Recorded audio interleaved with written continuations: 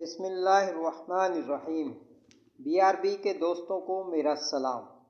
دوستو، آج ہم آپ کو ایک دلچسپ اور مزیدار کہانی سنائیں گے۔ گزشتہ زمانے میں 3 دوست تھے، امجد، اکبر اور اختر۔ انہیں سیر سپاٹے کا بڑا ہی شوق تھا۔ اس شوق کو پورا کرنے کے لیے وہ کچھ نہ کچھ کرتے رہتے تھے۔ ایک دن امجد گھر میں فارغ بیٹھا تھا، اسے اچانک سیر کا خیال آ گیا۔ اس نے اپنے دوست اختر کو فون کیا۔ اختر بھی گویا امجد کے فون کا انتظار کر رہا تھا۔ سیر کا سن کر وہ خوشی سے پاگل ہو گیا۔ اس نے کہا وہ تیار ہے۔ پھر امجد نے اپنے دوسرے دوست کو فون کیا۔ وہ بھی سیر کے لیے بے قرار تھا۔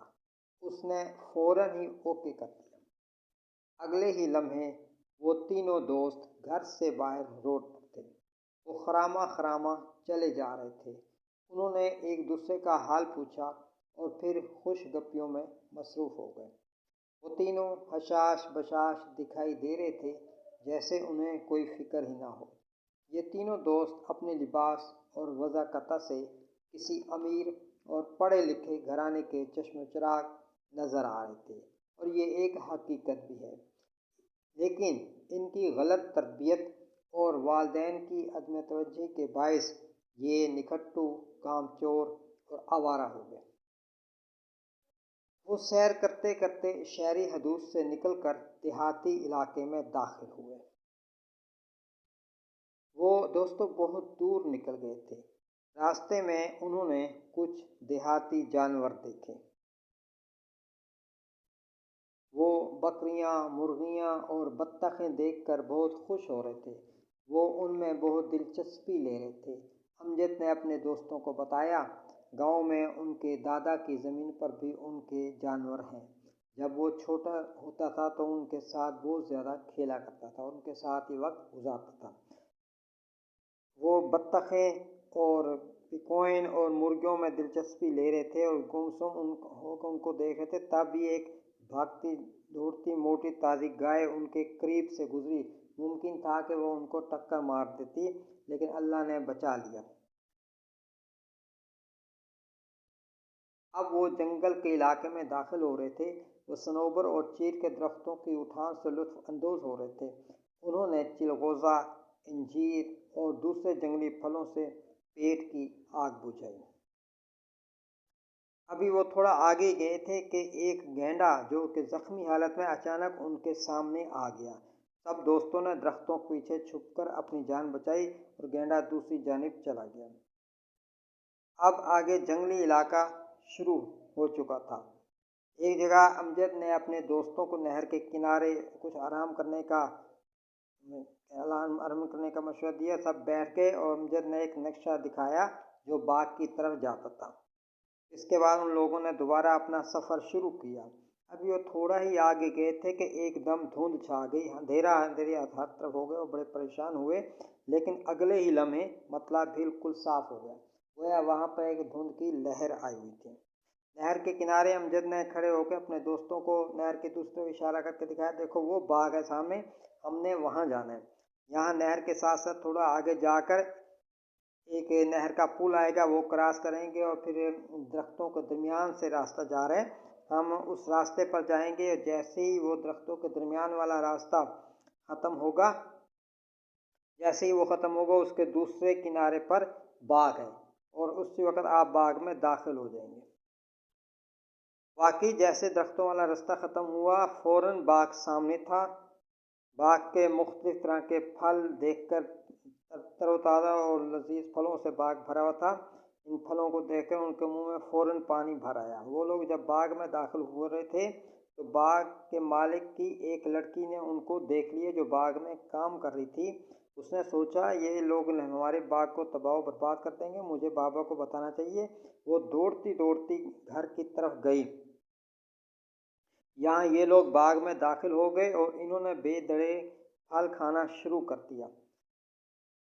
ہر کوئی اپنی اپنی پسند کا پھل کھا رہا تھا اور بے دڑے توڑ رہا تھا۔ کچھ ضائع کر رہے تھے، کچھ ایک دوسرے پر اچھال رہے تھے، یہ کھا کم رہے تھے اور ہلا گلا زیادہ کر رہے تھے۔ لڑکی بھاگتی بھاگتی کھیتوں میں سے بھاگتی گھر کی طرف جا رہی تھی۔ वो बहुत तेज़ी के साथ जा रही थी। जब वो घर पहुंची तो उसने बाप से कहा, बाबा बाबा, हमारे बाग में कुछ लोग घुस आए हैं, वो बाग को बर्बाद कर रहे हैं, आप प्लीज़ जाएं, उनको समझाएं, बाग से निकालें।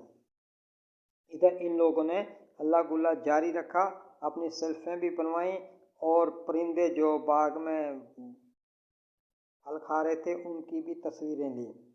और पूरी तरह से इन्होंने बाग में जो आउटिंग की और बाग का नुकसान किया। दरख्तों के साथ इस तरह लटक रहे थे जैसे बंदर लटकते हैं। तब वो आदमी आया, बागबान ने इनको गौर से देखा। एक हाकिम शहर का लड़का था, एक काजी का लड़का था और तीसरा एक कारीगर का लड़का था।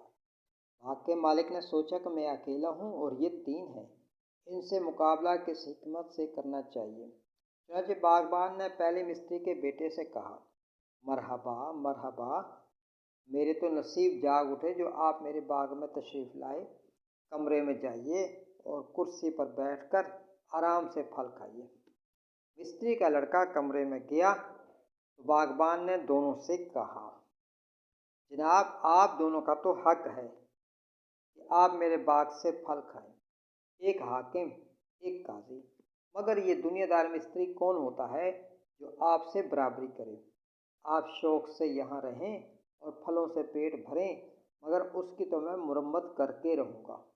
इस तरह दोनों की तारीफ़ करके तीसरे के पीछे गया और कमरे में जाकर उसकी खूब खूब पिटाई की, हत्ता कि उससे मार मार कर बेहोश कर दिया। इतना मारा और लहूलुहान कर दिया कि वो उठने के काबिल नहीं था।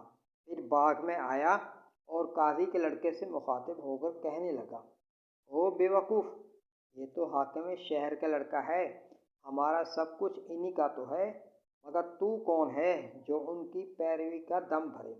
फिर इससे भी मारा और नीचे गिरा दिया। ये जब इस लड़के की पिटाई हो रही थी तो बाग में एक बंदर था जो आम खा रहा था, और उस वक्त वो उछला कूदा और हंसा, गोया वो कह रहा था कि और खाओ मुफ्त के माल, और खाओ मुफ्त का माल। अब हाकिम का लड़का और बागबान अकेले रह गए। फिर इसकी तरफ आकर बोला, क्यों जनाब, अगर आप ही यूं डाके मारने लगेंगे फिर हमारा तो अल्लाह ही हाफिज है। ये कहकर उससे भी खूब मारा, इतना मारा कि वो भी लहूलुहान हो गया।